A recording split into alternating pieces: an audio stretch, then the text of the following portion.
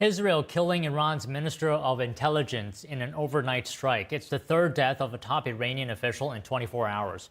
Here's Israeli Defense Minister Israel Katz with an update this morning. The intensity of the attacks in Iran is increasing. We are in the midst of the decisive victory. After the powerful assassinations of senior regime officials, the de facto leader of Iran, Larijani, and head of the Basij Murder Insurance Organization, Soleimani, the Iranian intelligence minister Khatib, was also assassinated last night, who was in charge of the regime's internal murder and repression system in Iran and of promoting external threats. Israel says that Khatib played a significant role during the recent protests throughout Iran, including arresting and killing protesters and leading terrorist activities against Israelis and Americans around the world. The U.S. Treasury Department sanctioned Khatib in 2022. Katz warning of significant surprises across multiple fronts. He says Prime Minister Benjamin Netanyahu and himself authorizes the military to target any senior Iranian official.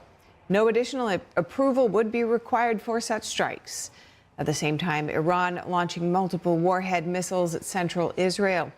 That's in response to Israel's killing of senior official Ali Larijani. 2 people were killed in Tel Aviv.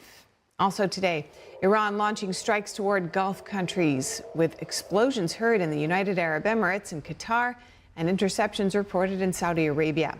Australia's Prime Minister Anthony Albanese says a projectile hit its base in the UAE near Dubai. It caused a small fire, but no injuries.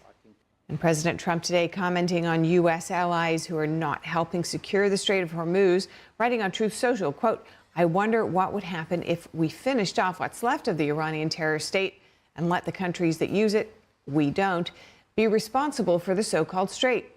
That would get some of our non-responsive allies in gear and fast," he said.